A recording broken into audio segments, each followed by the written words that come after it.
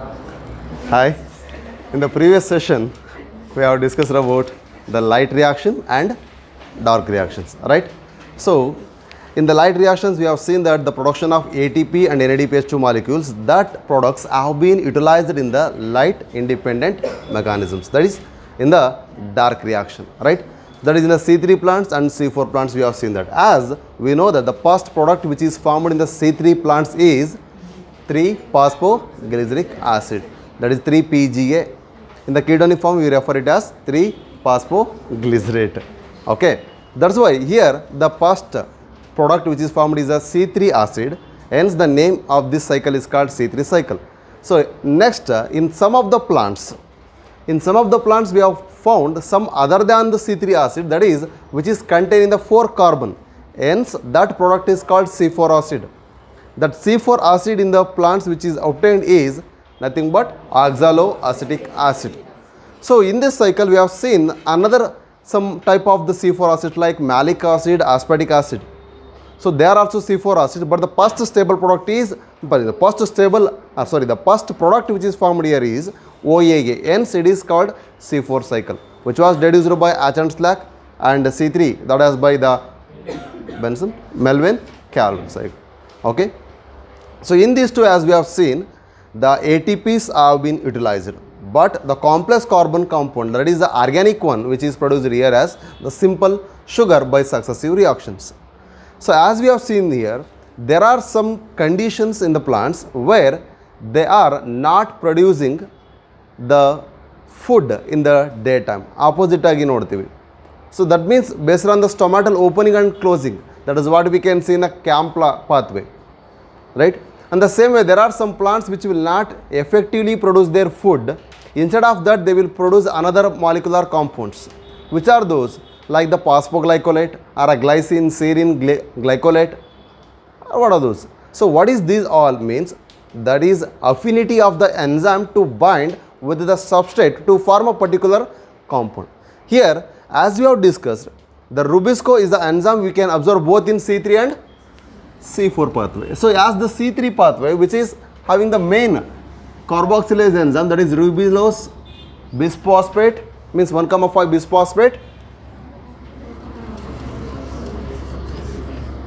carboxylase and oxygen. Why we are adding the term called oxygenase? Here, as we can see, so if it is an RUBP, if it is an RUBP carboxylase oxygenase, that is Rubisco, okay, then it is having an affinity to bind with the substrate. One active site is available and another active site which is available for either when it will binds to CO2, when it binds to O2. That is a main difference which makes the effectiveness in their production. The productivity of the plants is altered, either it is in C3 or C4. As we have seen, the C4 which is having pepcase as the primary carbon fixer, right? That enzyme which helps in a primary carbon fixation in mesophyll cells. But in the bundle sheath, we know that the enzyme is Rubisco. In presence of Rubisco enzyme, the bundle sheath cell will undergo the carbon fixation to produce the glucose. So what makes the difference here? The pepcase which is present in the mesophyll, instead of Rubisco, only fixes the carbon and transport it back to the mesophyll to bundle sheath. That bundle sheath now produces the carbohydrate, right? So then how this process makes the C4 as more effective in the production? That is what the process called photorespiration.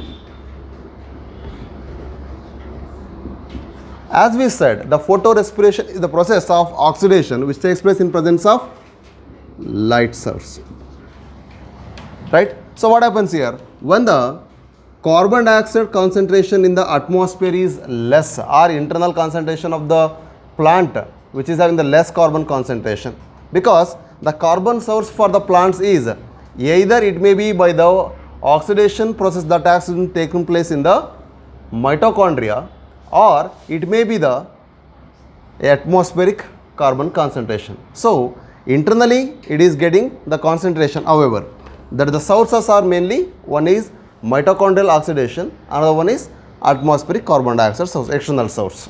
So here internally or externally, whatever, but once the carbon is get fixed in the C3 plants, it is completely utilized, but whereas in the C4, the C3 pathway will take place in bundle sheath, right?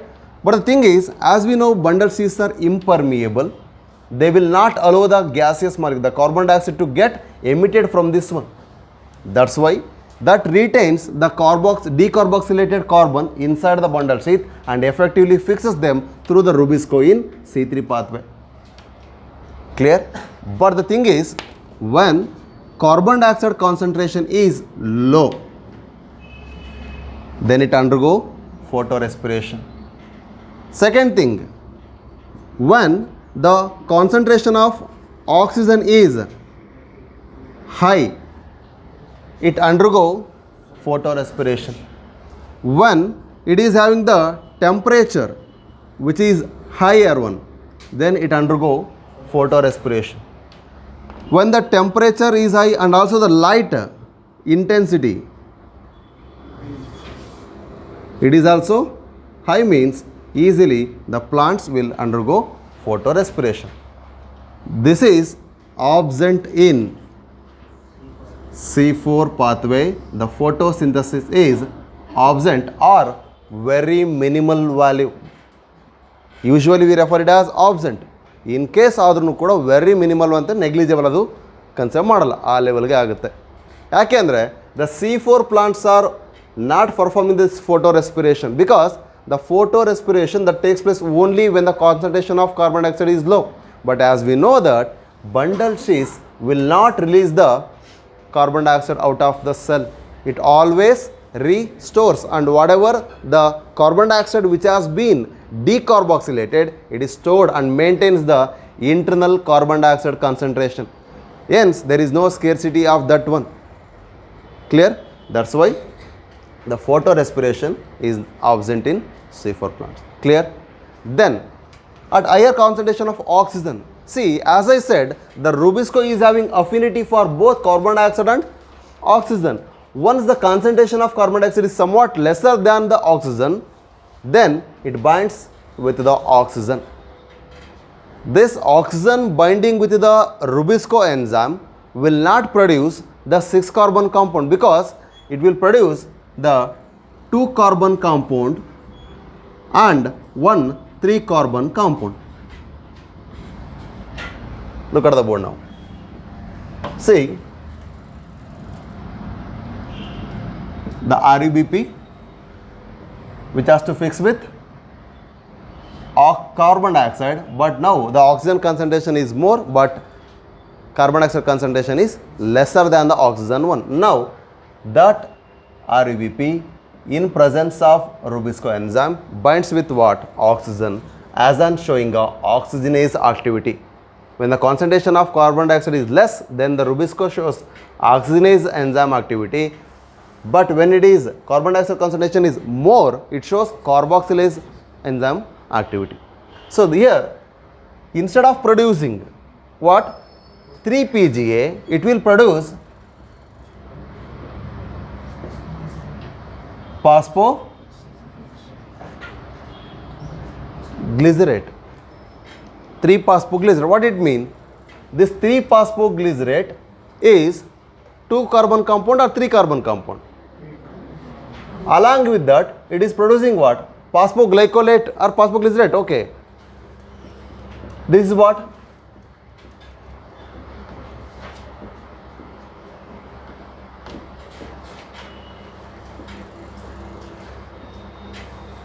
Phosphoglycolate. This is 2-carbon compound. There is a previous question once we have already discussed. So in photorespiration, it forms only 1 3-carbon compound. That is the second option there. But they have not mentioned about the 2-carbon compound molecule. That means the 3-carbon compound is formation agide ಒಂದೇ ಅಷ್ಟೇ ಅಲ್ಲಿ ಕ್ಲಿಯರಾಗಿ ಕೊಟ್ಟಿರ್ತಕ್ಕಂಥದ್ದು. Okay, so phosphoglycolate is 2 carbon compound, Shreyas. Here instead of forming the 3 carbon compound as a 2 molecules, it is forming 1 molecule of 3 carbon compound, another one is 2 carbon compound, 1 molecule. Clear? So that's what 5 carbon. Why? There is a scarcity, means the concentration of carbon dioxide is less. Now instead of forming, that's one, ಈಗ ಪ್ರತಿ ಸಾರಿನೂ ಕೂಡ ಒಂದೊಂದು carbon dioxide waste ಆಗ್ತಿದೆ, ಅಂದರೆ ಒಂದೊಂದು 3 formation ಆಗ್ತಾ ಇಲ್ಲ. ಹಾಗಾದರೆ 25% ಕಾರ್ಬನ್ ಡೈಆಕ್ಸೈಡ್ ಫಿಕ್ಸ್ ಆಗಬೇಕಾಗಿದ್ದು ಏನಾಯಿತು? ಲಾಸ್ ಆಯಿತು. ಯಾಕೆಂದರೆ ಎನ್ಸೈಮ್ ಅವೈಲೇಬಿಲಿಟಿ ಇಲ್ಲ. Active side is binded with what ನಾವು? ಆಕ್ಸಿಜನ್. ಸೊ ಆ ರೀತಿಯಾಗಿ ಕಾರ್ಬನ್ ಡೈಆಕ್ಸೈಡ್ ಫಿಕ್ಸೇಷನನ್ನು 25% ರೆಡ್ಯೂಸ್ ಮಾಡ್ತವೆ. ಹಾಗಾದರೆ ಯಾವುದು ಬೆನಿಫಿಷಿಯಲ್? ಹಾಗಾದರೆ C3 C4? ಈಗ ಅಲ್ಲಿಗೆ ಕಂಪೇರ್ ಮಾಡಿದ್ರೆ ATP ಇಲ್ಲಿ ಜಾಸ್ತಿ ಯೂಸ್ ಆಗುತ್ತೆ ಅಂತ ಥಿಂಕ್ ಮಾಡ್ತೀವಿ, ರೈಟ್? ಹಾಗಾದರೆ 30 ATP ಬೇಕು, 12 NADPH ಬೇಕು ಅಂತ ಮಾತಾಡಿದ್ದೀವಿ. ಅಷ್ಟೆಲ್ಲ ಯೂಸ್ ಮಾಡಿಕೊಂಡ್ರೂ ಕೂಡ ಎಫೆಕ್ಟಿವ್ಲಿ ಫೋಟೋಸಿಂಥಸಿಸ್ ಯಾವುದ್ರಲ್ಲಿ ಆಗ್ತಾಯಿದೆ? C4 ಆಗ್ತದೆ. ಯಾಕೆ ಅಂದರೆ the C4 pathway there is no affinity for oxygen, even though in higher oxygen concentration, even though in higher temperature, even though in higher light intensity, the carbon fixation will take place normally because these cells are having the resistance to that. They are having that tolerance capacity. Clear? Hence, there will be no denaturation of that enzyme which is Rubisco.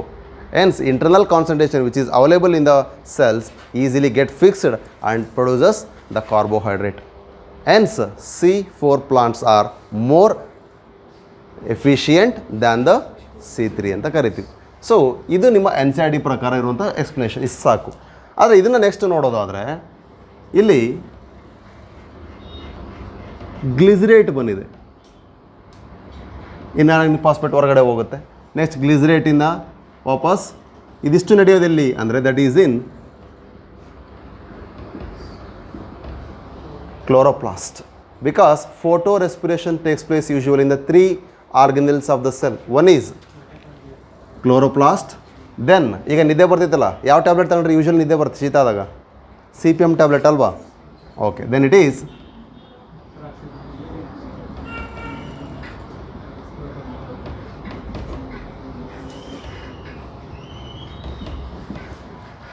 these are the 3 organelles which involves in ಅಲ್ಲ ನಾನು ಮಲಗಿದೆ ಅಂತ ಹೇಳಿಲ್ಲ ಕಣೋ, ಎದ್ದಿನೇನು ಬೇಡ Prajwal. It involves in ಯಾವ್ದ್ಯಾವುದು Varuna? ಯಾವ್ದ್ಯಾವುದು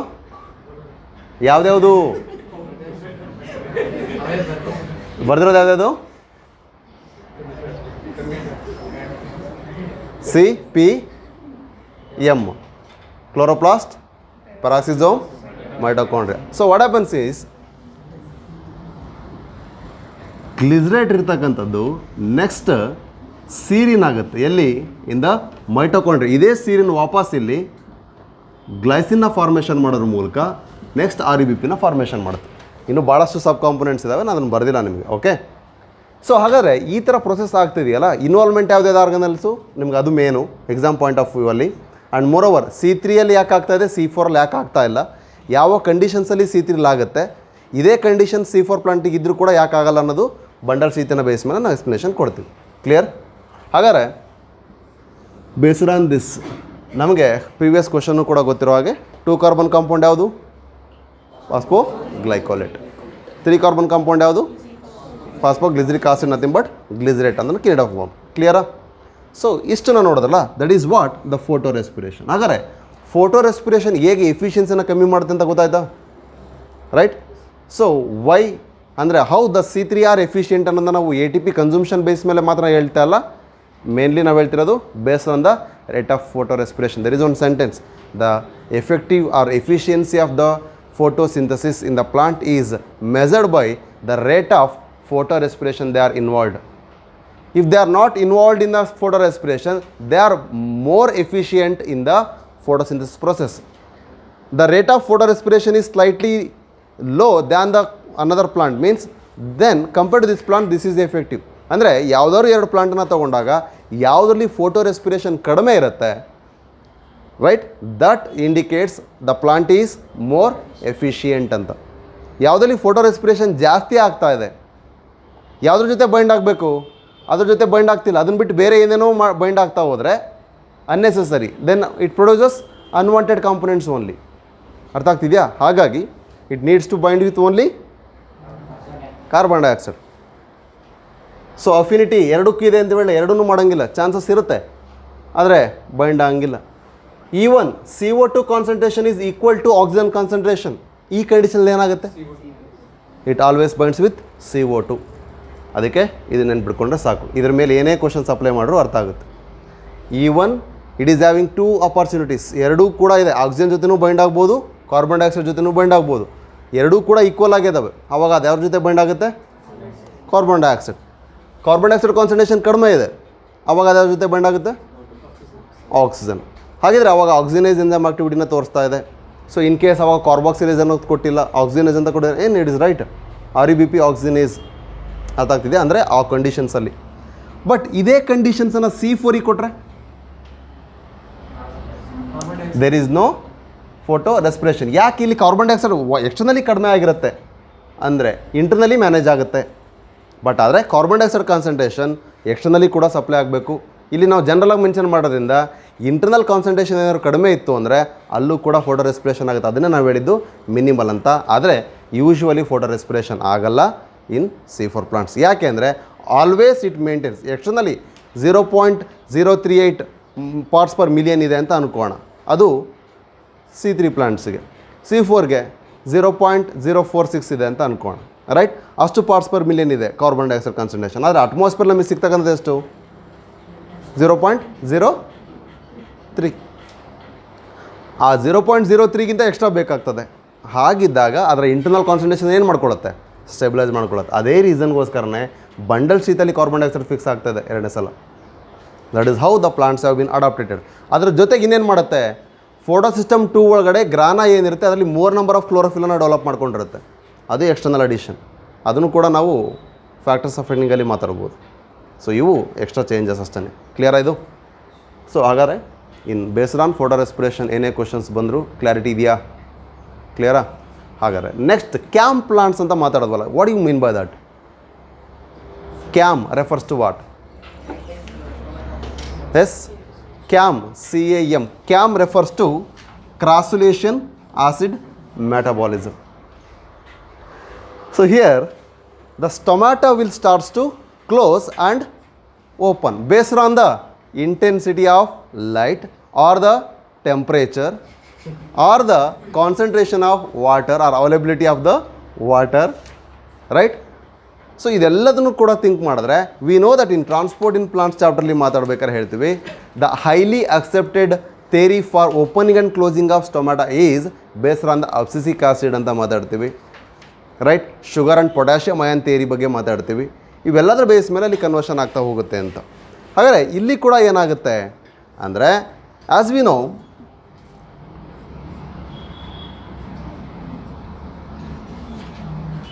assume it as stomata.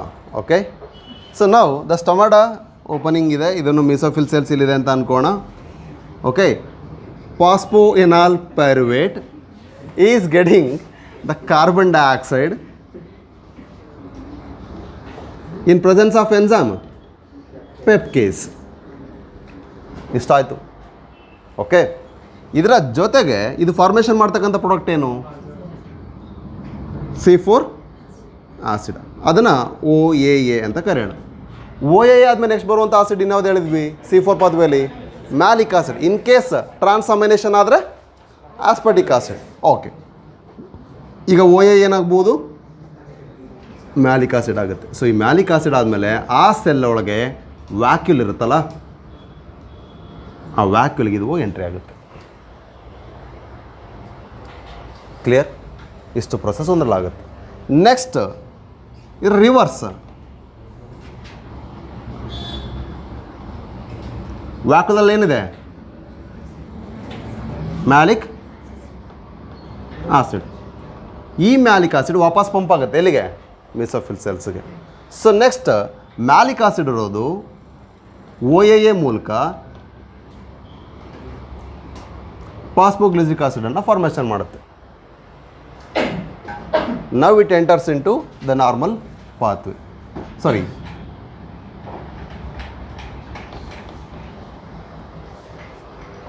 Clear? ಹೇಗೆ? See, malic ಆಸಿಡ್ಗೆ ವಾಪಸ್ ಏನು ಪಂಪ್ ಆಗ್ತದೆ? ಆಕ್ಸಲೋಸಿಟಿಕ್ ಆಸಿಡ್ಗೆ ಕನ್ವರ್ಟ್ ಆಗ್ತಿದೆ. ನಾನು ಮೊನ್ನೆ C4 ಪಾತ್ವೆ ಬರಿಬೇಕು ಕೂಡ ನಿಮ್ಗೆ ಹೇಳಿದೆ. ಇಲ್ಲಿಂದ OA ಆಗಿ ಹೆಂಗೆ ಮ್ಯಾಲಿಕ್ ಆಸಿಡ್ ಆಗುತ್ತೋ ಮತ್ತು ಮ್ಯಾಲಿಕ್ ಆಸಿಡ್ ಅದು OA ಆದ ನಂತರ ಡಿಕಾರ್ಬಾಕ್ಸಿಲೇಷನ್ ಆಗುತ್ತೆ ಅಂತ, ರೈಟ್? ಅದೇ ರೀತಿಯೇ ಇಲ್ಲಿ OA ಇಂದ ಏನಾಗ್ತಿದೆ? ಫಾಸ್ಫೆನಲ್ ಪೈರುವೇಟ್ ಬರ್ತಾ ಇದೆ. ನೆಕ್ಸ್ಟ್ ಇಲ್ಲಿಂದ ಅದು ಫರ್ದರ್ ಕಾರ್ಬಾಕ್ಸಿಲೇಷನ್ ಮೂಲಕ ಪಾತ್ವೆ ಎಂಟ್ರಿ ಆಗ್ತಾಯಿದೆ. ಸೊ ಅಂದರೆ ಮ್ಯಾಲಿಕ್ ಆಸಿಡ್ ಏನು ಸ್ಟೋರ್ ಆಗಿತ್ತಲ್ಲ, ಅದರ ಕಾನ್ಸಂಟ್ರೇಷನ್ ಜಾಸ್ತಿ ಆಗ್ತಾ ಹೋದಾಗ ಇದರ ಸ್ಟೊಮ್ಯಾಟೊ ಏನಾಗುತ್ತೆ? ಮತ್ತೆ ಓಪನಿಂಗ್ ಆಗುತ್ತೆ. ಇದ್ರ ಬೇಸ್ ಮೇಲೆ stomata opening or closing, whatever the conditions, day ಟೈಮಲ್ಲಿ ಏನಾಗಿರುತ್ತೆ? ಇಲ್ಲಿ ಕ್ಲೋಸ್ ಆಗಿರುತ್ತೆ, ನೈಟ್ ಟೈಮಲ್ಲಿ ಓಪನ್ ಆಗುತ್ತೆ. ಸೊ ನೈಟ್ ಟೈಮ್ ಓಪನ್ ಆದಾಗ ಕಾರ್ಬನ್ ಡೈಆಕ್ಸೈಡ್ ಕಾನ್ಸಂಟ್ರೇಷನ್ ಏನು ಮಾಡ್ಕೊಳ್ಳುತ್ತೆ? ಇದು ಫಿಕ್ಸ್ ಮಾಡ್ಕೊಳ್ಳುತ್ತೆ. ಸೊ ಆ ನಂತರ ಕಾರ್ಬನ್ ಡೈಆಕ್ಸೈಡ್ ಫಿಕ್ಸ್ ಆದ ಮೇಲೆ ಅದು ಫಾರ್ಮೇಷನ್ ಆಗುವಂಥದ್ದೇನು? OAಗೆ. ಸೊ OAನ ಯಾವ ಫಾರ್ಮಲ್ಲಿ ಸ್ಟೋರ್ ಮಾಡ್ಕೊಳ್ತವೆ? ವ್ಯಾಕ್ಯೂಲ್ಸ್. ಇದನ್ನು ಉಲ್ಟಾ ಕಂಡೀಷನ್. ಯಾಕೆ ಅಂದರೆ ಡ್ಯೂರಿಂಗ್ ಡೇ ಟೈಮ್ ಏನಾದ್ರು ಸ್ಟೊಮ್ಯಾಟೊ ಓಪನ್ ಆದರೆ ಕ್ಯಾಂಪ್ ಪ್ಲಾಂಟ್ಸಲ್ಲಿ ಏನಾಗುತ್ತೆ? Best example for camp plants ಅಂದರೆ ಅಲೋವೆರಾ, ಅಪನ್ಷಿಯಾ,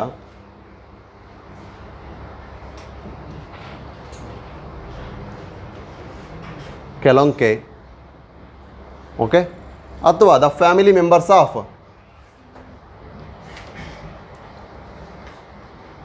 ಕ್ರಾಸುಲೇಸಿ, ಇವುಗಳಲ್ಲಿ ಈ ಥರ ಮೆಕ್ಯಾನಿಸಮ್ ಆಗುತ್ತೆ. ಸೊ ಆ ರೀಸನಿಗೆ ನಾವು ಕ್ಯಾಂಪ್ ಪ್ಲಾಂಟ್ಸ್ ಅಂತ ಮೆನ್ಷನ್ ಮಾಡ್ತೀವಿ.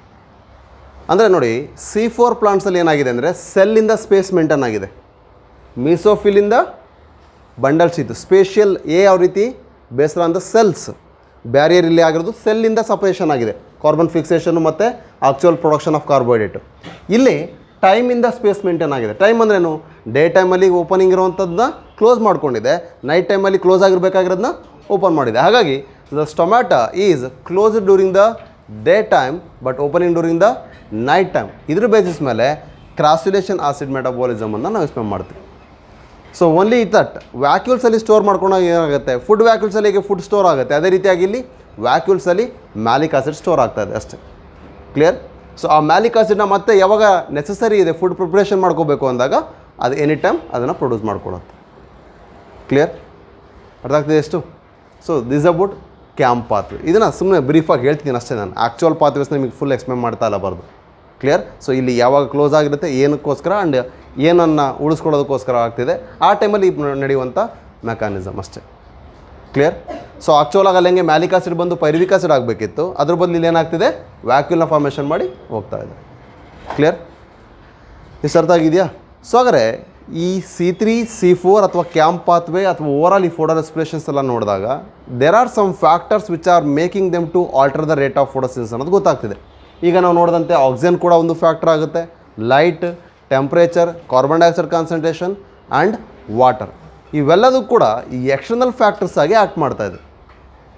ಅದರ ಜೊತೆಗೆ there are some internal factors which are regulating the photosynthesis, whether by increasing or ಪ್ರಜ್ವಲ್ by decreasing the concentrations. ಯಾವುದ್ಯಾವುದ್ರದ್ದು?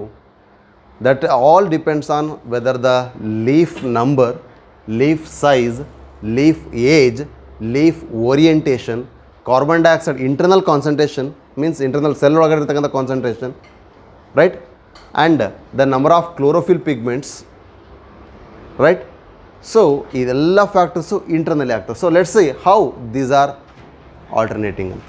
So ಇವನ್ನೆಲ್ಲ ನೋಡಬೇಕು ಅಂದರೆ we should know about the effects of Warburg and law of limitation.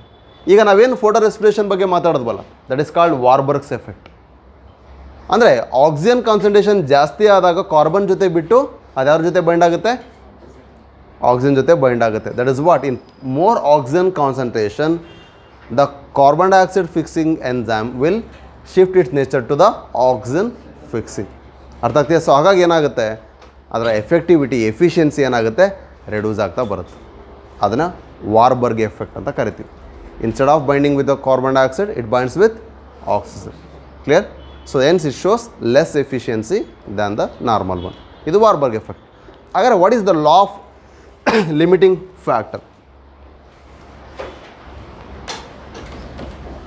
Law of limiting factor ಅಂದರೆ ಏನು? ಇದನ್ನು ಎಕಾಲಜಿಯಲ್ಲೂ ಕೂಡ ಎಲ್ಲೋ ಒಂದು ಕಡೆ ಓದ್ತೀರಿ, ಲಾ ಆಫ್ ಲಿಮಿಟಿಂಗ್ ಫ್ಯಾಕ್ಟರ್ ಅಂತ. ಮೇ ಬಿ ಎಕೋಸಿಸ್ಟಮ್ ಚಾಪ್ಟ್ರಲ್ಲಿ ಅಂತ ಅಂದ್ಕೊಳ್ತೀವಿ. ಏನದು ಲಾ ಆಫ್ ಲಿಮಿಟಿಂಗ್ ಫ್ಯಾಕ್ಟರ್ ಅಂದರೆ?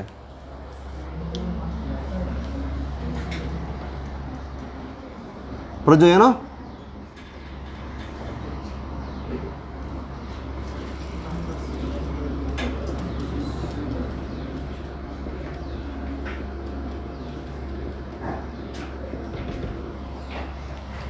first one, let us start with the factors are divided as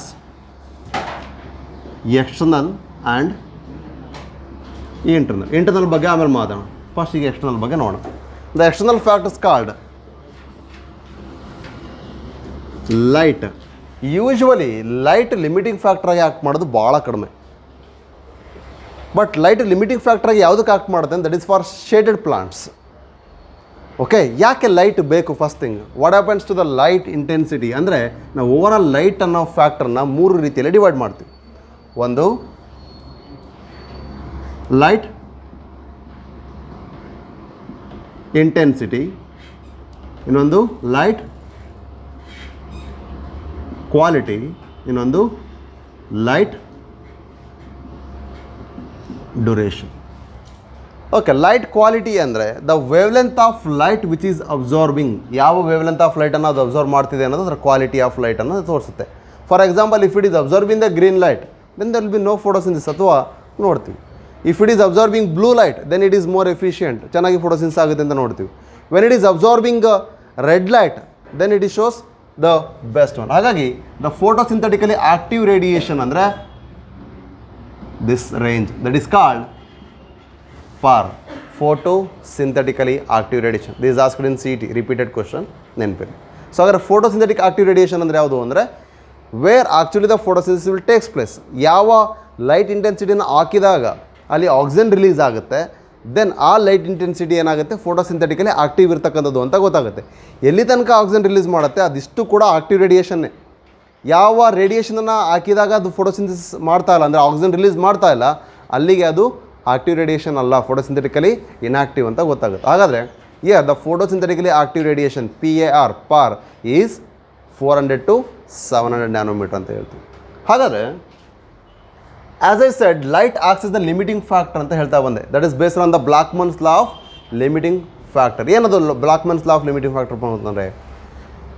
so ನೋಡಿ, ಈಗ ನಾನು ಜಸ್ಟ್ ಹೇಳಿದೆ external factors and internal factors ಅಂತ ಇಲ್ಲೇ ಡಿವೈಡ್ ಮಾಡಿದ್ವಿ. ಆ ಎಕ್ಸ್ಟರ್ನಲ್ ಫ್ಯಾಕ್ಟರ್ಸಲ್ಲಿ light, temperature, oxygen, water, carbon dioxide ಅಂತ 5 ಫ್ಯಾಕ್ಟರ್ಸ್ನ ಮಾತಾಡ್ತಾ ಇದ್ದೀವಿ.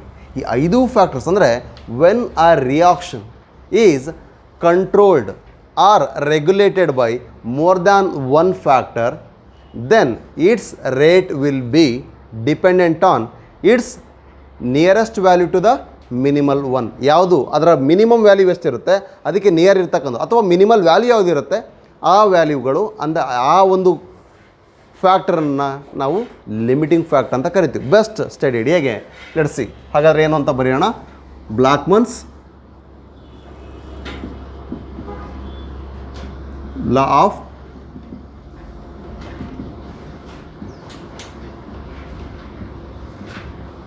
limiting factor. That means when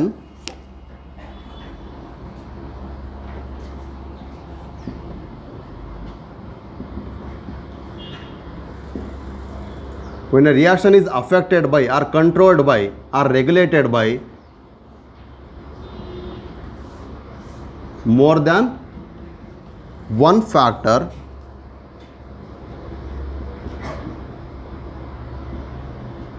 then its rate ಅಂದರೆ ಆ ರಿಯಾಕ್ಷನ್ನ rate, the rate of reaction is dependent on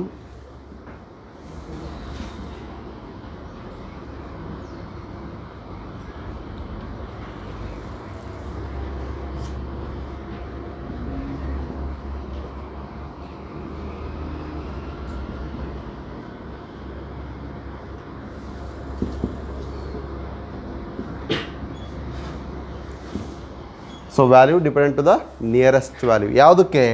the factors, ಯಾವ ಫ್ಯಾಕ್ಟರ್ನ ವ್ಯಾಲ್ಯೂ ನಿಯರೆಸ್ಟ್ ವ್ಯಾಲ್ಯೂ ಇರುತ್ತೆ ಮಿನಿಮಮ್, ಅಂದರೆ ಇನ್ನೇನು ಕಡಿಮೆ ಕಾನ್ಸಂಟ್ರೇಷನಲ್ಲಿ ಆಗ್ತಿರುತ್ತಲ್ಲ ಅದು. ಫಾರ್ ಎಕ್ಸಾಂಪಲ್ ಇಲ್ಲೀಗ ನೀವು ಲೈಟ್ ಇಂಟೆನ್ಸಿಟಿಯನ್ನು ಕೊಡ್ತಾ ಇದ್ದೀವಿ. ಓಕೆ, ಇದಕ್ಕೆ ಎಕ್ಸ್ಪ್ಲನೇಷನ್ಗೆ ಒಂದು ಎಕ್ಸಾಂಪಲ್ ಕೊಡ್ತೀನಿ ಅಷ್ಟೇ. ಹೌ ಅಂದರೆ I am giving a light intensity which can make the absorption of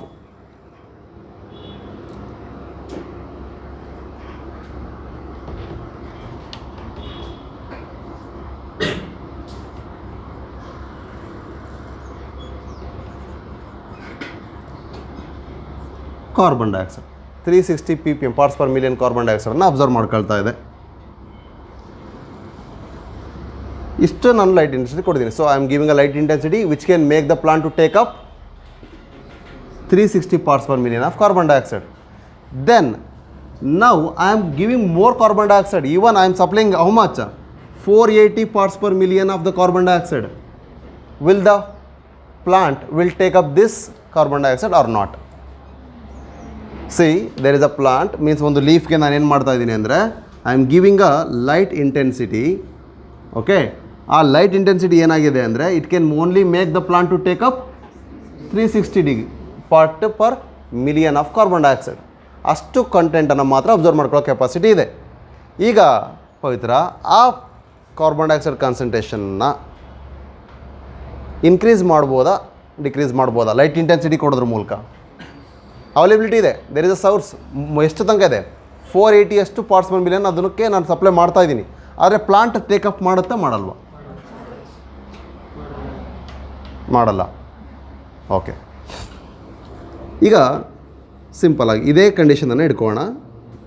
their is a leaf, carbon concentration ಏನಿಲ್ಲ, ಅದರಲ್ಲಿ 0 ಇದೆ ಅಥವಾ ಬೇಡ ಒಂದು 10 parts per million carbon dioxide ಇದೆ ಇದರಲ್ಲಿ. But I am giving a light of intensity which can make the plant to take up 360 parts per million, but availability of the carbon dioxide is 480 parts per million. Okay, now what amount of carbon dioxide is taken by this one? Up to 360 degree ಅಷ್ಟೇ, ಅದ್ರ ಮೇಲಿಂದ ತಗೊಳ್ಳಲ್ಲ. ಯಾಕೆ? here even though I am increasing the light intensity, the light will become a limiting factor here. ಯಾಕೆಂದರೆ ಅದಕ್ಕೆ potential ಇರ್ತಕ್ಕಂಥದ್ದೇ ಅಷ್ಟು. ನಾನೀಗ ಮತ್ತೆ ಆ ಲೈಟ್ ಇಂಟೆನ್ಸಿಟಿ ಸ್ವಲ್ಪ ಇನ್ಕ್ರೀಸ್ ಮಾಡಿದ್ರೆ, if I increase the light intensity ವಸಿಸ್ಟ್, then automatically I can make the plant to take up some more carbon dioxide. ಅಂದರೆ ಈಗ ನಾನು ಕೊಟ್ಟಂಥ ಲೈಟ್ ಇಂಟೆನ್ಸಿಟಿ ಏನಾಗಿತ್ತು, ಆಪ್ಟಿಮಮ್ ಲೆವೆಲ್ ಇದೆ ಅಂತ ಅಂದ್ಕೊಂಡ್ರೆ ಇನ್ನೂ ಸ್ವಲ್ಪ ನಾನು ಸ್ಯಾಚುರೇಷನ್ ಪಾಯಿಂಟ್ ತನಕ ಕೊಡ್ಬೋದಿತ್ತು. ಸೊ ಹಾಗಾದರೆ I can increase the light intensity to make the plant to take up more carbon dioxide concentration. ಅಂದರೆ ಇದಕ್ಕೆ ಅರ್ಥ ಏನು? ಈಗ ಲೈಟ್ ಏನಾಯಿತು, ಲಿಮಿಟಿಂಗ್ ಫ್ಯಾಕ್ಟರ್ ಆಯಿತು. ಯಾಕೆ? ಇನಿಷಿಯಲಿ ನಾವೇನು ಮಾಡಿದ್ವಿ, 360 ಪಾರ್ಟ್ಸ್ ಪರ್ ಮಿಲಿಯನ್ ತಗೊಳ್ಳೋಷ್ಟು ಮಾತ್ರ ಲೈಟನ್ನು ಕೊಟ್ಟಿದ್ವಿ. ಈಗ ಕಾರ್ಬನ್ ಡೈಆಕ್ಸೈಡ್ ಅಂತೂ ಸಫಿಷಿಯೆಂಟ್ ಇದೆ, ಹಾಗಾದ್ರೆ ಅದು ಮಿನಿಮಮ್ ವ್ಯಾಲ್ಯೂ ಅಲ್ಲ. ದೆನ್ ಹಾಗಾದ್ರೆ ಕಾರ್ಬನ್ ಡೈಆಕ್ಸೈಡ್ ಸಫಿಷಿಯೆಂಟ್ ಇದೆ, ಲೈಟ್ ಕಡಿಮೆ ಇದೆ, ಹಾಗಾದ್ರೆ ಲೈಟ್ ಇಂಟೆನ್ಸಿಟಿ ಏನಾಯ್ತು ಅಲ್ಲಿ? ಲಿಮಿಟಿಂಗ್ ಫ್ಯಾಕ್ಟರ್ ಆಯಿತು. ಓನ್ಲಿ ಇನ್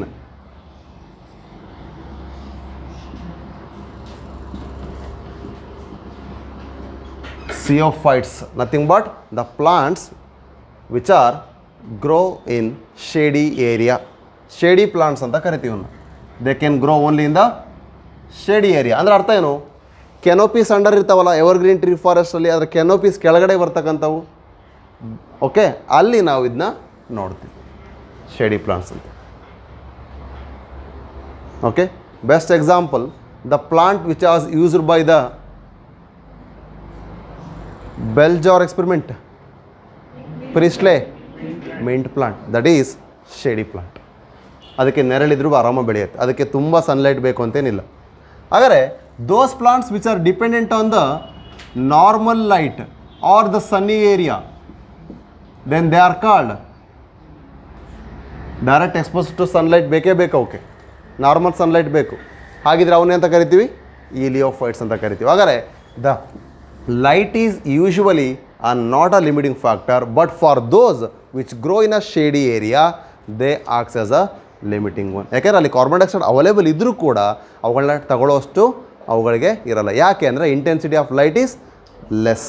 ಹಾಗಾದ್ರೆ ನಾನು ಲೈಟ್ ಇಂಟೆನ್ಸಿಟಿ ಜಾಸ್ತಿ ಮಾಡಿದೆ ಅಂತ ಅಂದ್ಕೊಳ್ಳಿ, ಅವಾಗ ಆಟೋಮೆಟಿಕಲಿ ಅದೇನಾಗ್ತದೆ, ಸಮ್ ಮೋರ್ ಕಾರ್ಬನ್ ಡೈಆಕ್ಸೈಡನ್ನು ತಗೊಳುತ್ತೆ.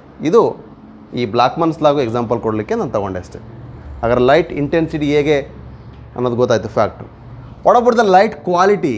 V know that photosynthetically active radiation ಅಂತ ಬಂದಾಗ ಇಟ್ ಈಸ್ ಬೆಟರ್. ಅಬ್ಸಾರ್ಪ್ಷನನ್ನು ನೋಡಿದ್ದು ಅಂಥದ್ದು ಬ್ಲೂ, ಅದನ್ನು ಬಿಟ್ಟರೆ ರೆಡ್ ಲೈಟ್.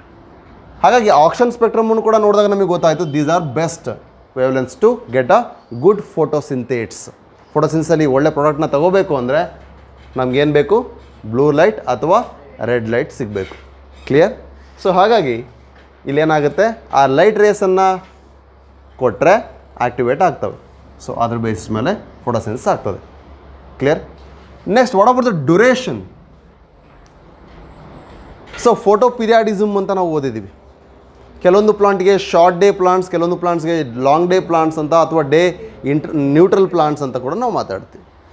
ಸೊ ಅದರಲ್ಲೂ ಕೂಡ ಎಸ್ಪೆಷಲಿ ಈ ಗ್ರೀನ್ ಹೌಸ್ ಕ್ರಾಪ್ಸ್ ಅಂತ ನಾವೇನು ಮಾತಾಡ್ತೀವಿ, ಟೊಮ್ಯಾಟೊ ಆಗಿರ್ಬೋದು, ರೈಟ್, ಚಿಲ್ಲಿ ಆಗಿರ್ಬೋದು, ಈ ಗ್ರೀನ್ ಹೌಸ್ ಪ್ಲಾಂಟ್ಸ್ಗಳಲ್ಲಿ ಈ ಎಫಿಷಿಯನ್ಸಿಯನ್ನು ನಾವು ಎಕ್ಸ್ಟ್ರಾ ಇನ್ಕ್ರೀಸ್ ಮಾಡ್ಬೋದು. ಯಾಕೆ? ಅಲ್ಲಿ ಹೊರಗಡೆ ಹೋಗೋದೆಲ್ಲ ಎಮಿಷನ್, ಕಾರ್ಬನ್ ಡೈಆಕ್ಸೈಡ್ ಕಾನ್ಸಂಟ್ರೇಷನ್ ಕೂಡ ಹಾಗೆ ಉಳಿಯುತ್ತೆ, ಲೈಟ್ ಇಂಟೆನ್ಸಿಟಿ ಜಾಸ್ತಿ ಇರುತ್ತೆ. ಅಲ್ಲಿ ಒಳಗೆ ಹೋಗಿ ಬಂದರೆ ಸ್ವೆಟಿಂಗ್ ಹೇಗಾಗುತ್ತೆ ನೋಡ್ರಿ. ಯಾಕೆ? ಈ ಪಾಲಿಹೌಸ್ ಎಲ್ಲ ಮಾಡ್ತಾರಲ್ಲ, ನೋಡಿದಿರಲ್ವಾ? ಅದರಲ್ಲೂ ಕೂಡ ಗ್ರೀನ್ ಹೌಸ್ನೇ ಮಾಡ್ತಾರೆ, ಗ್ರೀನ್ ಪಾಲಿಹೌಸಸ್ನೇ ಮಾಡ್ತಾರೆ. ಏನಕ್ಕೋಸ್ಕರ ಅಂದರೆ ಗ್ರೀನ್ ಹೌಸ್ ಎಫೆಕ್ಟ್ ಅಂದರೆ ಏನಾಗುತ್ತೆ? Increase in the carbon dioxide concentration, increase the temperature, global warming ಆಗೋದು ಅದೇ ರೀಸನ್ಗೆ ಅಂತ ಓದಿರಲ್ವಾ? ದ ಸೇಮ್ ವೇ ಇಲ್ಲೂ ಕೂಡ ನೆಕ್ಸ್ಟ್ ಕಾರ್ಬನ್ ಡೈಆಕ್ಸೈಡ್ ಕಾನ್ಸಂಟ್ರೇಷನ್ ಮಾಡ್ಬೇಕಾದ್ರೆ ರಿಲೇಟ್ ಮಾಡ್ತೀನಿ, ಅಂಥ ಪ್ಲಾಂಟ್ಸ್ಗಳಿಗೆ ಕೂಡ ಇದು ಬೆಟರ್. ಅರ್ಥ ಆಗ್ತೀಯಾ? ಹೀಗೆ light intensity and then light quality and the duration of the light which we are inducing them, that all affect the photosynthesis. Best example ನೋಡಿ ಇಲ್ಲಿ, there are 2 points. It is apart from NCERT ಈಗ ಹೇಳ್ತಕ್ಕಂಥದ್ದು. ಈ ಒಂದು compensation point ಅಂತ ಇರುತ್ತೆ, ಇನ್ನೊಂದು saturation point ಅಂತ ಇರುತ್ತೆ. ಕಾಂಪನ್ಸೇಷನ್ ಪಾಯಿಂಟ್ ಅಂದ್ರೇನು? at which the light intensity the photosynthesis can take place. That means the oxygen is evolved. ಯಾವ ಮಿನಿಮಮ್ ಲೈಟನ್ನು ಇಂಡ್ಯೂಸ್ ಮಾಡಿದಾಗ ಅಲ್ಲಿ ಆಕ್ಸಿಜನ್ ಎವಾಲ್ವ್ ಆಗುತ್ತೆ, then that point is what?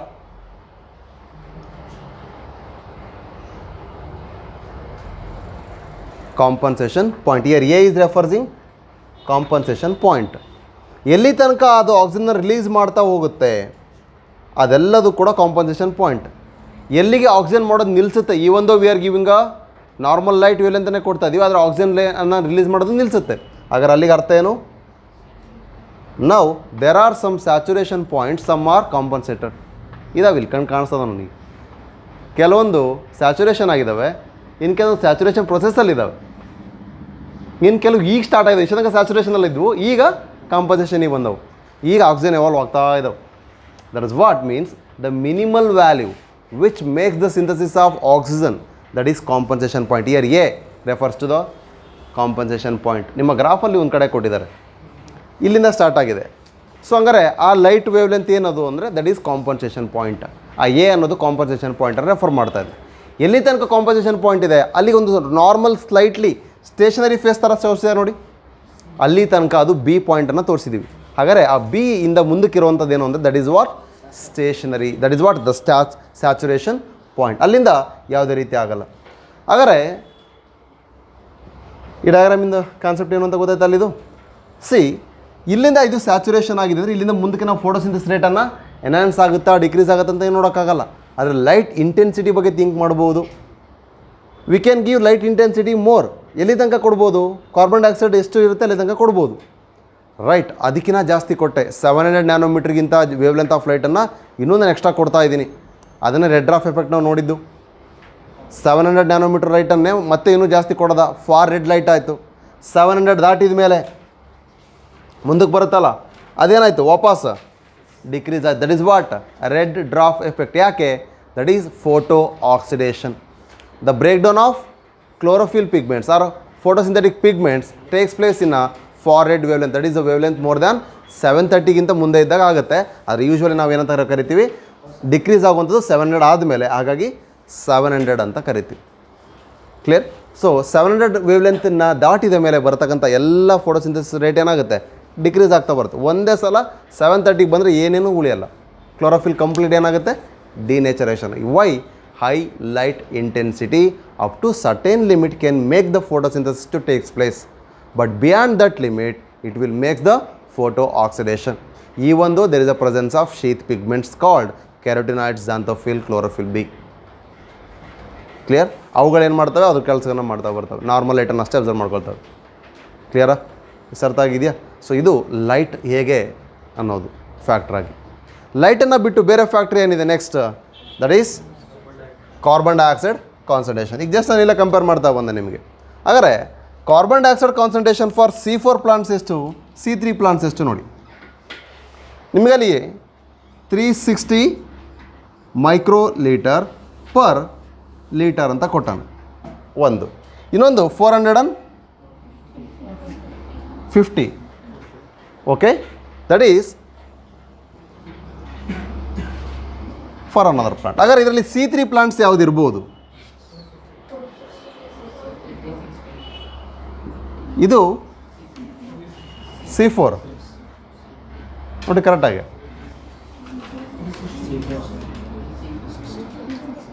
360 is for C4. C3 ಹಂಗಾರೆ atmosphere available ಇರ್ತಕ್ಕಂಥ carbon dioxide concentration ಎಷ್ಟು?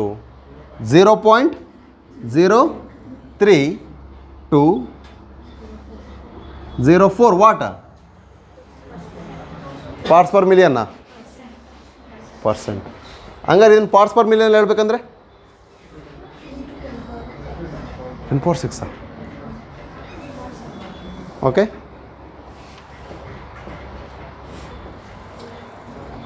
Five ಸಿಕ್ಸಾ? 6. Clear? ಹಾಗಾದರೆ ಈಗ ಲೆಕ್ಕ ಹಾಕಿ. ಮೋರ್ 400 ಸಮಥಿಂಗ್ ಇಲ್ಲಿ ಬರುತ್ತೆ, ಇಲ್ಲಿ 300 ಸಮಥಿಂಗ್ ಬರುತ್ತೆ. ಸೊ ಆದರೆ ಎಲ್ಲಿ ತನಕ ಅಟ್ಮಾಸ್ಫಿಯರ್ಲಿ ಕಾರ್ಬನ್ ಡೈಆಕ್ಸೈಡ್ ಕಾನ್ಸಂಟ್ರೇಷನ್ ಏನೇ ರೈಸ್ ಮಾಡಿದ್ರು ಪ್ಲಾಂಟ್ಸ್ ಎಲ್ಲಿ ತನಕ ಅಬ್ಸರ್ವ್ ಮಾಡ್ಕೊಳ್ಳೋಕೆ ಸಾಧ್ಯ ಇದೆ ಅಂದರೆ that is 0.05 parts per million ತನಕ ಅಬ್ಸರ್ವ್ ಮಾಡ್ಕೊಳ್ಳೋಕೆ ಕೆಪಾಸಿಟಿ ಇದೆ. ಸರಿ, ಪರ್ಸೆಂಟ್ ತನಕ ಇಷ್ಟನ್ನು ಇನ್ಕ್ರೀಸ್ ಮಾಡ್ಬೋದು. That is what light intensity increase ಮಾಡ್ತಾ ಹೋದ್ರೆ ಎಲ್ಲಿ ತನಕ ಮಾಡ್ಬೋದು ಅಂದರೆ ಇಷ್ಟನ್ನು ಇನ್ಕ್ರೀಸ್ ಮಾಡ್ಬೋದು. ಇದಾದಮೇಲೆ ಏನಾಗುತ್ತೆ, ಅಲ್ಲಿ ಕಾರ್ಬನ್ ಡೈಆಕ್ಸೈಡ್ ಲಿಮಿಟಿಂಗ್ ಫ್ಯಾಕ್ಟರ್ ಆಗುತ್ತೆ. ಅರ್ಥ ಆಗ್ತಿದೆಯಾ? ಸೊ ಅದಕ್ಕಿಂತ ಕಡಿಮೆ ಅಂದರೆ 0.03ಗಿಂತ ಕಡಿಮೆ ಇತ್ತು ಅಂದರೆ C4 ಪ್ಲಾಂಟ್ಸಲ್ಲಿ ಫೋಟೋಸಿನ್ಸ್ ಆಗಲ್ಲ. 0.04%ಗಿಂತ ಕಡಿಮೆ ಇತ್ತು ಅಂದರೆ C3 ಪ್ಲಾಂಟ್ಸಲ್ಲಿ ಕಡಿಮೆ ಆಗುತ್ತೆ. ಯಾಕೆ? ಅಟ್ಮಾಸ್ಫಿಯರ್ಲಿರೋದೇ ಇಷ್ಟು ಅವೈಲೇಬಿಲಿಟಿ, ಅದೇ ಲಿಮಿಟಿಂಗ್ ಫ್ಯಾಕ್ಟರ್ ಇದೆ ನೋಡಿ. C4 ಪ್ಲಾಂಟಿಗೆ 3 ಅಂತ ಹೇಳಿದ್ದೀವಿ. More or less C4 plant 3 ಮತ್ತು 4 ಅವೈಲೇಬಲ್ ಇರೋದ್ರಿಂದ ಇದರೊಳಗಡೆ ಆರಾಮಾಗಿ ಫೋಟೋಸಿನ್ಸ್ ಮಾಡ್ಕೊಳ್ಳುತ್ತೆ. But for C4 plants okay, but C3 ಪ್ಲಾಂಟಲ್ಲಿ ಏನಾಗುತ್ತೆ, atmosphere availability is only the 0.03 to 0.04. But by inducing the light intensity we can make them to take up, but availability is less. ಹಾಗಾಗಿ more than ಅಂದರೆ 0.05 ತನಕ ನಾವು enhance ಮಾಡ್ಬೋದು. ಅಷ್ಟು increase ಆದರೂ ಕೂಡ ಅಬ್ಸರ್ವ್ ಮಾಡ್ಕೊಳ್ಳೋ ಕೆಪಾಸಿಟಿ ಅದಕ್ಕಿರುತ್ತೆ. ಅದೇ ರೀಸನಿಗೋಸ್ಕರ ಅದು ಆಕ್ಸಿಜನ್ ಜೊತೆ ಬೈಂಡ್ ಆಗ್ತಾ ಹೋಗುತ್ತೆ. Enzyme concentration in case availability ಇಲ್ಲ ಆ ಕಂಡೀಷನ್ಸಲ್ಲಿ ಆಟೋಮೆಟಿಕಲಿ ಕಾರ್ಬನ್ ಡೈಆಕ್ಸೈಡ್ ಇಲ್ಲ ಅಂದ ತಕ್ಷಣ ಸ್ವಲ್ಪ ಕಡಿಮೆ ಆದ್ರೂ ಆಕ್ಸಿಜನ್ ಜೊತೆ ಬೈಂಡ್ ಆಗಿ ಫೋಟೋ ರೆಸ್ಪಿರೇಷನ್ ಮಾಡುತ್ತೆ. ಅಲ್ಲಿಗೆ ಅದು ಲೆಸ್ ಎಫಿಷಿಯೆಂಟ್ ಆಗುತ್ತೆ. This is how it is affecting. ಹಾಗಾದ್ರೆ ಕಾರ್ಬನ್ ಡೈಆಕ್ಸೈಡ್ ಕಾನ್ಸಂಟ್ರೇಷನ್ ಇನ್ಕ್ರೀಸ್ ಆಯ್ತಪ್ಪ, ಅವಾಗೇನಾಗುತ್ತೆ? ಈಗ ಡ್ಯೂ ಟು ದಟ್ ಹೀಗೆ ಆಟೋಮೊಬೈಲ್ಸ್ ಅಥವಾ ಸಮ್ವಾಟ್ ಏನೋ ಅದರ ನ್ಯಾಚುರಲ್ ಕೆಲಾಮಿಟೀಸಿಂದನೋ ಅಥವಾ ಫ್ಯೂಯಲ್ ಬರ್ನಿಂಗಿಂದನೋ ಏನೋ ಒಂದು ರೀಸನ್ಗೆ ಕಾರ್ಬನ್ ಡೈಆಕ್ಸೈಡ್ ಕಾನ್ಸಂಟ್ರೇಷನ್ ಇನ್ಕ್ರೀಸ್ ಆಗಿದೆ. ಅವೈಲೇಬಿಲಿಟಿ ಇರತಕ್ಕಂಥದ್ದು 0.3 to 0.4 ಇದೆ, ಅದು ಇನ್ನೂ ಇನ್ಕ್ರೀಸ್ ಆಗಿದೆ. 0.04 ಇಂದ ಇನ್ಕ್ರೀಸ್ ಆಗಿದೆ. ಆದರೆ 0.05 ತನಕ ಮಾತ್ರ ತೊಗೊಳಕ್ಕೆ ಸಾಧ್ಯ ಇದೆ. ಅದಕ್ಕಿಂತ ಜಾಸ್ತಿ ಬಂತು, how the plant will? Plants ಆವಾಗ ತಗೊಳ್ಳಲ್ಲ, they will be ill unhealthy plant ಕಂಡೀಷನ್ಸ್ನ ನೋಡ್ತೀವಿ. ಯಾಕೆಂದರೆ ಕಾರ್ಬನ್ ಡೈಆಕ್ಸೈಡ್ ಕಾನ್ಸಂಟ್ರೇಷನ್ ಇನ್ಕ್ರೀಸ್ ಆಗ್ತಾ ಹೋದಷ್ಟು ಇಷ್ಟನ್ನು ಮಾತ್ರ ತಗೊಳ್ಳೋಕ್ಕೆ ಸಾಧ್ಯ ಇದೆ. ಓಕೆ, ಆವಾಗ ನಾವು ಮತ್ತೆ ಹೈಯರ್ ಲೈಟ್ ಇಂಟೆನ್ಸಿಟಿ ಕೊಡಬೇಕಾಗುತ್ತೆ. ಓಕೆ, ಹಾಂ, ಎಕ್ಸ್ಟ್ರಾ ಕಾರ್ಬನ್ ಡೈಆಕ್ಸೈಡ್ನ ಇಂಡ್ಯೂಸ್ ಮಾಡೋಕ್ಕಾಗಲ್ಲ ಅಷ್ಟೇ. 0.4 ತನಕ ಇನ್ಕ್ರೀಸ್ ಮಾಡ್ಕೋಬೋದು, 0.5 ತನಕ ಇಂಟೆನ್ಸಿಟಿನ ಕೊಟ್ಟು ಕಳಿಸ್ಬೋದು. ನಾರ್ಮಲಾಗಿ 0.3 to 0.04 ಅಷ್ಟನ್ನು ತಗೊಳ್ತಾರೆ. ಓಕೆ, ಅದರ ಮೇಲೆ ಅಂದರೆ ಅಗೇನ್ ಯಾಕೆಂದರೆ ಹೈಯರ್ ಲೈಟ್ ಇಂಟೆನ್ಸಿಟಿ ಕೊಡಬೇಕು ಅಂದರೆ ಈಗ ಮತ್ತೆ ಅಲ್ಲಿರ್ತಕ್ಕಂಥ ಎಲ್ಲ ಕಾರ್ಬನ್ನ ಫಿಕ್ಸ್ ಮಾಡಬೇಕು ಅಂದರೆ ಮತ್ತೆ ಹೈ ಇಂಟೆನ್ಸಿಟಿ ಕೊಡ್ತೀನಿ, ಮತ್ತೆ ರೆಡ್ ಡ್ರಾಪ್ ಆಗ್ತದೆ. ಅಲ್ಲಿ ತನಕ ಮಾತ್ರ ನಾವು ಪುಷ್ ಮಾಡ್ಬೋದು. ಅದಕ್ಕೆ ಅಬೋ ಅಂದರೆ ಇಲ್ಲಿ ತನಕ, ಅದ್ರ ಮುಂದೆ ಹೋಗಲ್ಲ. ಕ್ಲಿಯರ್? ಸೊ ಹೀಗೆ ಕಾರ್ಬನ್ ಡೈಆಕ್ಸೈಡ್ ಕಾನ್ಸಂಟ್ರೇಷನ್ ಕೂಡ ಒಂದು ಮೇನ್ ಫ್ಯಾಕ್ಟ್ರಾಗಿ ಅಫೆಕ್ಟ್ ಮಾಡುತ್ತೆ. ದೆನ್ ಹಾಗಾದರೆ which is a major factor acting as a limiting one ಅಂದರೆ ಕಾರ್ಬನ್ ಡೈಆಕ್ಸೈಡ್. ನೆನಪಿರಲಿ, ಯಾಕೆಂದರೆ ಸ್ವಲ್ಪ ವೇರಿಯೇಷನ್ ಆದರೂ ಕೂಡ ಅಲ್ಲಿ ಫಿಕ್ಸೇಷನ್ ಆಗಲ್ಲ ಅಥವಾ ನಮಗೆ ಬೇಕಾಗಿರತಕ್ಕಂಥ ಫಾಸ್ಫೋಗ್ಲಿಸರಿಕ್ ಆಸಿಡ್ ಬರಲ್ಲ. Clear. So main factor which is acting as a limiting factor ಅಂದರೆ ಕಾರ್ಬನ್ ಡೈಆಕ್ಸೈಡ್. ಅಗರ್ light no, that is only in a shared condition. ಅಗರ್ ಲೈಟ್ ಅಲ್ಲ ಮತ್ತು ಕಾರ್ಬನ್ ಡೈಆಕ್ಸೈಡ್ ಮಾತ್ರನ ಅಂದರೆ no, apart from carbon dioxide there are some limiting factors. ಯಾವುದು? That is temperature, that is water. ಯಾವಾಗ ಅಂದರೆ ಈಗ ಟೆಂಪ್ರೇಚರ್ ಬಗ್ಗೆ ನೋಡೋಣ. ಸೊ ನಾರ್ಮಲಿ C3 ಪ್ಲಾಂಟ್ಸ್ಗೂ C4 ಪ್ಲಾಂಟ್ಸ್ಗೂ ಕಂಪೇರ್ ಮಾಡಿದ್ರೆ ಯಾವುದು ಹೈಯರ್ ಟೆಂಪ್ರೇಚರ್ಲಿ ಇರುತ್ತೆ? C3, C4. ಹಾಂ, ಓನ್ಲಿ C4 ಕ್ಯಾನ್ ರೆಸಿಸ್ಟ್. ನಾನು ಇಲ್ಲೇ ಬರೆದಿದ್ದೆ ಫೋಟೋ ರೆಸ್ಪಿರೇಷನ್ ಕಂಡೀಷನ್, ಹೈಯರ್ ಟೆಂಪರೇಚರಲ್ಲಿ ಫೋಟೋ ರೆಸ್ಪಿರೇಷನ್ ಆಗುತ್ತೆ ಅಂತ. ಹಾಗಾಗಿ temperature as an external factor, okay, which makes what plant to get activated. ಯಾಕೆಂದರೆ ಭಾಳಷ್ಟು ಎನ್ಸೈಮ್ಸ್, ಯಾಕೆಂದರೆ ಕಡಿಮೆ ಎನ್ಸೈಮ್ಸ್ಗಳು ಲೈಟ್ ರಿಯಾಕ್ಷನ್ಸಲ್ಲಿದ್ದಾವೆ, but the more enzymatic activity is found in dark reaction. ಹಂಗಂತ ಲೈಟ್ ರಿಯಾಕ್ಷನ್ ಎಂಜೈಮ್ ಆಗೋದೇ ಇಲ್ವಾ, ಎಂಜೈಮ್ ಆಕ್ಟಿವಿಟಿ ಇರೋದೇ ಅಲ್ವಾ ಅಂದರೆ ಎಂಜೈಮ್ ಆಕ್ಟಿವಿಟಿ ಇರುತ್ತೆ, ಆದರೆ ಮಿನಿಮಮ್ ಎಂಜೈಮ್ ಆಕ್ಟಿವಿಟಿ, ಭಾಳಷ್ಟು ಕಡಿಮೆ ಎಂಜೈಮ್ಗಳು ಬೇಕು ನಮಗಲ್ಲಿ. ಆದರೆ ಡಾರ್ಕ್ ರಿಯಾಕ್ಷನ್ಸಲ್ಲಿ ಏನು ಬೇಕು? Larger, more activity. ಯಾಕೆಂದರೆ even rubisco is an light activated enzyme. This rubisco is the most abundant protein in the biosphere as in plant. Okay, ಬಯೋಸ್ಪಿಯರ್ಲಾದರೂ ಕೂಡ ಅದೇ, ಪ್ಲಾಂಟ್ಸಲ್ಲಂತ ಬಂದರೂ ಕೂಡ ಅದೇ, ಆ್ಯಂಡ್ ಮೋಸ್ಟ್ ಅಬಂಡೆಂಟ್ ಎಂಜೈಮ್ ಅಂದರೂ ಕೂಡ ಅದೇ, and more over it is light activated enzyme. Minimum concentration of light ಬೇಕು ಅದಕ್ಕೆ, ಅಷ್ಟು ಇಂಟೆನ್ಸಿಟಿ ಇತ್ತು ಅಂದರೆ ಆಟೋಮೆಟಿಕಲ್ ಆಗುತ್ತೆ. ಹಾಗಾಗಿ ಲೈಟ್ ರಿಯಾಕ್ಷನ್ಸಲ್ಲಿ ಅದು ಆಕ್ಟಿವೇಟ್ ಆದರೂ ಕೂಡ ಡಾರ್ಕ್ ರಿಯಾಕ್ಷನ್ಸಲ್ಲಿ ಅದರ ಫಂಕ್ಷನ್ಸನ್ನು ತೋರಿಸ್ಲಿಕ್ಕೆ ಸ್ಟಾರ್ಟ್ ಮಾಡುತ್ತೆ. ಹಾಗಾಗಿ ಇಂಡಿಪೆಂಡೆಂಟ್ ಆಫ್ ಲೈಟ್ ಅಂತ ಮಾತಾಡಿದ್ವಿ ನಾವು ಡಾರ್ಕ್ ರಿಯಾಕ್ಷನನ್ನು, ಬಟ್ ಪ್ರಾಡಕ್ಟ್ಸ್ ಕಾಮನ್. ಹಾಗೆ ಇಲ್ಲಿ ಬನ್ನಿ, temperature is mainly required. That is what, ಯಾವುದೇ ಆದರೂ ಮಿನಿಮಮ್, ಆಪ್ಟಿಮಮ್, ಮ್ಯಾಕ್ಸಿಮಮ್ ಎಲ್ಲ ಫ್ಯಾಕ್ಟ್ರಿಗೂ ಕಾಮನ್ ಆಗಿದೆ, 3 ಥರ ಡಿವೈಡ್ ಮಾಡ್ತೀವಿ. What is minimum? At which it can make the process to takes place. At that lower condition it can make the process to takes place ಅಂದರೆ ಅದು minimum. At that extent only it can perform, beyond that it won't perform the process. ಬೆಳಗಿಂದ 3ನೇ class ನಂದೇ ಬಂದಂತೆ ಅಂದಾಗ ಪಕ್ಕದಲ್ಲಿ ಕೂತ್ಕೊಂಡು ಇನ್ನೇನೋ ಮಾಡ್ತೀವಿ ಅಂದರೆ ಅದು ಮಿನಿಮಮ್ ಎಕ್ಸ್ಟೆಂಟಿಂದ ದಾಟಿ ಆಪ್ಟಿಮಮ್ ಲೆವೆಲ್ಲು ದಾಟಿ ಕೊನೆಗೆ ಎಲ್ಲಿದೆ ಮ್ಯಾಕ್ಸಿಮಮ್ ಎಕ್ಸ್ಟೆಂಟನ್ನು ಬಂದುಬಿಟ್ಟಿದೆ. ಅದರ ಆಚೆಗೆ ಅದೇನು ಮಾಡಲ್ಲ, ಸುಮ್ಮನೆ ಇರುತ್ತಷ್ಟೆ. ಹಾಗಾದ್ರೆ ಅದು ಪ್ರೊಡಕ್ಟಿವಿಟಿ ಬರುತ್ತಾ? No use. ಹಾಗಾಗಿ ಮ್ಯಾಕ್ಸಿಮಮ್ ಅಂದರೆ ಅದರ ಆಚೆಗೆ there is nothing will happen, ಅದರಿಂದ ಏನು ಯೂಸ್ ಇಲ್ಲ. ಬಟ್ ಇರೋದು ಸ್ವಲ್ಪನೇ, ಆದರೆ ಆ ಸ್ವಲ್ಪದಿಂದನೂ ಆಕ್ಟಿವಿಟಿ ಸ್ಟಾರ್ಟ್ ಆಗುತ್ತೆ ಅಂದರೆ that is essential. But it gives is best ಯಾವಾಗ? Only when it is in optimum condition. ಅದಕ್ಕೆ ನಾವು 20 to 25 degree for C3 plants ಅಂತ ಕರಿತೀವಿ. ಅಷ್ಟಿದ್ರೆ ಎಫಿಷಿಯೆಂಟ್.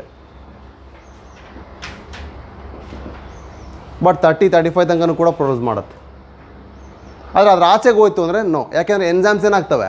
ಇನ್ಆಕ್ಟಿವ್ ಆಗ್ತವೆ ಹೈಯರ್ ಟೆಂಪ್ರೇಚರ್. ಕ್ಲಿಯರ್? ಹಾಗಾದರೆ C3ಗೆ ಈ ಥರ ಕರೆದ್ರೆ C4ಗೆ ಎಷ್ಟು? ಇಷ್ಟು. ಇದು ಆಪ್ಟಿಮಮ್. ಸೊ ಈಗ ನಾನು 3 ಡಿಫ್ರೆನ್ಸಿಯೇಷನ್ ಮಾಡಿದ ಅರ್ಥ ಆಯಿತಾ? C3 ಆ್ಯಂಡ್ C4 ಒಂದಕ್ಕೆ 20 to 25 ಇದ್ದರೆ ಸಾಕಾಗುತ್ತೆ ಅಟ್ಲೀಸ್ಟು. ಅಷ್ಟಿದ್ರೆ ಎನಫ್ ಬೆಟರ್ ಪರ್ಫಾರ್ಮೆನ್ಸನ್ನು ತೋರಿಸುತ್ತೆ. ಇದು 30 to 40 ಇದ್ದರೆ ಬೆಸ್ಟ್ ಪರ್ಫಾರ್ಮೆನ್ಸನ್ನು ತೋರಿಸುತ್ತೆ. ಹಾಗಾದರೆ ಮಿನಿಮಮ್ ಕಾನ್ಸಂಟ್ರೇಷನ್ ಅಂದರೆ it is the lowest value which is required to make the process to takes place. And maximum concentration ಅಂದರೆ at that concentration and beyond that it will not perform any function. Only it gives the best performance at that concentration ಅಂದರೆ ಅದನ್ನು ನಾವು ಆ ವ್ಯಾಲ್ಯೂಸನ್ನು ನಾವು optimum ಅಂತ ಕರಿತೀವಿ. Morning first speed ನಿಮ್ಮ ಆಪ್ಟಿಮಮ್ ಕಂಡೀಷನ್ಸ್ಗಳು. ಊಟ ಆದಮೇಲೆ ಫಸ್ಟ್ ಸ್ಪೀಡ್ ಅದು ಮ್ಯಾಕ್ಸಿಮಮ್ ಲೆವೆಲ್ ಅಲ್ವಾ? ಅದ್ರಾಗೂ ಈವ್ನಿಂಗ್ ಸ್ನ್ಯಾಕ್ಸ್ ಆದಮೇಲೆ ಲಾಸ್ಟ್ ಸ್ಪೀಡ್ ಇರುತ್ತಲ್ಲ 7:15 condition, that is completely exhausted. ಅದ್ರ ಮೇಲೆ ಏನು ನೆವರ್, ಯಾವ ಕಾರಣಕ್ಕೂ ಇಲ್ಲ. ಆ ಟೈಮಲ್ಲಿ ಯಾರು ಕ್ಲಾಸ್ ಮಾಡಿದ್ರೆ ನೆವರ್ ಅಲ್ವಾ? Exhaust, that is extinct. Biodiversity ಆಗಿರೋದ್ರಿಂದ ಎಕ್ಸ್ಟಿಂಕ್ಟ್ ಹಾಕತ್ತೀರಿ, ಹಂಗೆ ನಾವು ಎಂಡೇಂಜರ್ಡಾ? ಓಕೆ, ಇಷ್ಟು ಕ್ಲಿಯರಾ? ಸೊ ಹಾಗಾದರೆ ಟೆಂಪ್ರೇಚರ್ ಅನ್ನೋದು ಕೂಡ ಒಂದು ಎಂಜೈಮ್ ಆ್ಯಕ್ಟಿವಿಟಿಗೆ ಆಯಿತು. ಎರಡನೇದು ಅಲ್ಲಿರ್ತಕ್ಕಂಥ ಪಿಗ್ಮೆಂಟ್ಸ್ಗಳನ್ನ ಕೂಡ ಇನ್ಆಕ್ಟಿವ್ ಆಗ್ತವೆ, ಯಾಕೆಂದರೆ ಪ್ರೋಟೀನ್ ಕಂಟೆಂಟಿಂದ ಆಗಿರ್ತಕ್ಕಂಥದ್ದು. ಇದರ ಜೊತೆಗೆ ಟೆಂಪ್ರೇಚರ್ ಜಾಸ್ತಿ ಆಗ್ತಾ ಹೋದಷ್ಟು ರೈಟ್, ಸ್ಟೊಮ್ಯಾಟೊ ಓಪನ್ ಇದ್ದಾಗ ಡೇ ಟೈಮಲ್ಲಿ ನಾರ್ಮಲ್ ಪ್ಲಾಂಟ್ಸ್ ಅಂದಾಗ ಸ್ಟೊಮ್ಯಾಟೊ ಓಪನ್ ಇರ್ತದೆ ಎಕ್ಸೆಪ್ಟ್ ಕ್ರಾಸುಲೇಷನ್ ಮೆಂಬರ್ಸ್ ಅಥವಾ ಝೀರೋಫೈಟ್ಸ್ ಬಿಟ್ಟು. ಸೊ ಇಲ್ಲೇನಾಗ್ತದೆ, ವಾಟರ್ ಬ್ರೇಕ್ ಡೌನ್ ಆಗಲಿಕ್ಕೆ ಅವೈಲೇಬಿಲಿಟಿನೇ ಇರಲ್ಲ, ಅಲ್ಲಿ ಫೋಟೋಸಿಂಥಸಿಸ್ ಆಗಲ್ಲ. ಯಾಕೆ? ಪ್ಲಾಂಟ್ಸಲ್ಲಿ ವಾಟರ್ ವೇಪರ್ ಫಾರ್ಮಲ್ಲಿ ಜಾಸ್ತಿ ಲಾಸ್ ಆಗುವಂಥದ್ದೇ ಹೈಯರ್ ಟೆಂಪ್ರೇಚರಲ್ಲಿ. ಸೊ ಟೆಂಪ್ರೇಚರ್ ಜಾಸ್ತಿ ಆಗದಷ್ಟು ಬಾಡಿ ಟೆಂಪ್ರೇಚರ್ ನಾರ್ಮಲೈಸ್ ಮಾಡಲಿಕ್ಕೆ ಅವುಗಳೇನು ಮಾಡ್ತವೆ, ವೇಪರೈಸ್ಡ್ ಫಾರ್ಮಲ್ಲಿ ಟ್ರಾನ್ಸ್ಪಿರೇಷನ್ ಮೂಲಕ ವಾಟರ್ ಲಾಸನ್ನು ಮಾಡ್ತವೆ. ಕ್ಲಿಯರ್? ಆ ಮೂಲಕ ವಾಟರ್ ಬ್ಯಾಲೆನ್ಸ್ನ ಮಾಡಲಿಕ್ಕೆ ಅವುಗಳಿಗೆ ಕಷ್ಟ ಆಗುತ್ತೆ. ಹಾಗಾಗಿ ನಾವು ಕ್ಯಾಂಪ್ ಪಾತ್ವೇನ ಸ್ಟಡಿ ಮಾಡೋದು. ಕ್ಲಿಯರ್? ಸೊ ನೀರಿಲ್ಲ ಅಂದರೆ ಅಲ್ಲೇನಾಗುತ್ತೆ, ಫೋಟೋಸಿಂಥಸಿಸ್ ಆಗಲ್ಲ. ಯಾಕೆಂದರೆ ಇನಿಷಿಯೇಟರ್ ಲೈಟ್ ರಿಯಾಕ್ಷನ್ ಯಾವುದು? Water, that is acting as the donor for energy, that is acting as a proton ಇಯರ್. ಅರ್ಥ ಆಗ್ತಿದೆಯಾ? Clear? Next, light, temperature, carbon dioxide ಆಯಿತು. Oxygen, when the oxygen concentration is more, it not binds with the carbon dioxide, it binds with another thing, then activity or efficiency will get decreases. Clear? That is what. Another thing is water, which is the main thing for a life, which can maintain the shape of the chloroplast, cell, all the things. That's why the living content is majorly made up of the water content. If the water is decreased, it will become plasmolized, that will shrinks, hence the normal phenomena will not take place. That's why the water is majorly required, one, even for photo phosphorylation process and also for activity of a normal cell. These are all external factors, but there are some internal factors like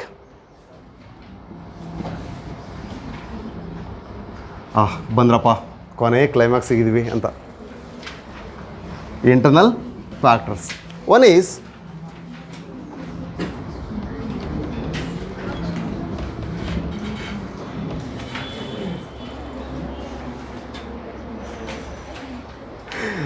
size, number and age of what?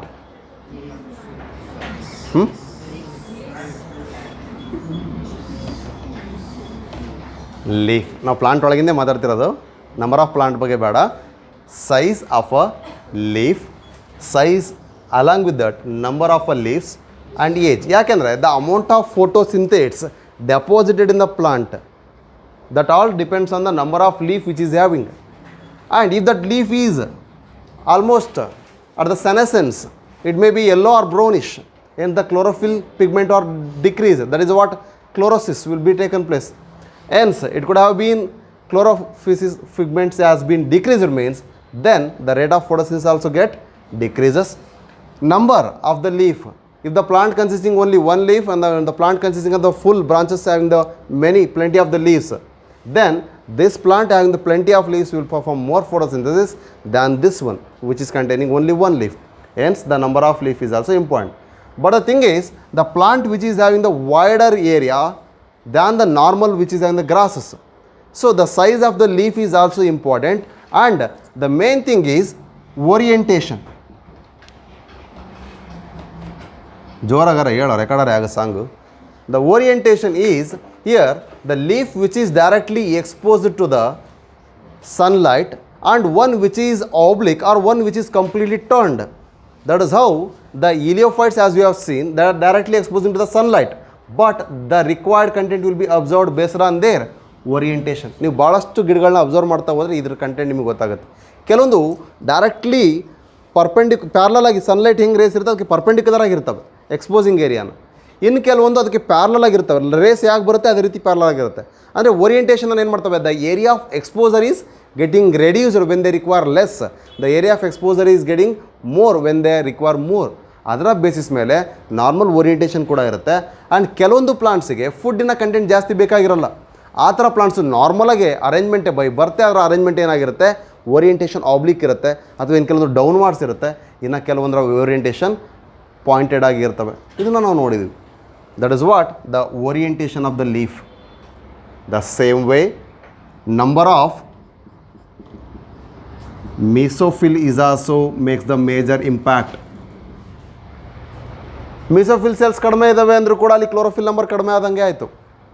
ಅದರ ಜೊತೆಗೆ number of stomata, ಭಾಳಷ್ಟು stomata ಇತ್ತು ಅಂದರೆ ಅಲ್ಲಿ water loss ಜಾಸ್ತಿ ಆಗುತ್ತೆ. ಅದರಲ್ಲೂ ಕೂಡ ಅಪ್ಪರ್ ಎಪಿಡಮಿಸಲ್ಲಿ ಇತ್ತು ಅಂದರೆ ಇನ್ನೂ ಲಾಸೇ. ಅದೇ ರೀಸನ್ಗೆ ನಾವು ಸ್ಟೊಮ್ಯಾಟಲ್ ವೇರಿಯೇಷನ್ಸನ್ನು ಡಾರ್ಸಿವೆಂಟ್ರಲ್ ಲೀಫಲ್ಲಿ upper leaf containing less than the lower ಅಂತ ಹೇಳ್ತೀವಿ.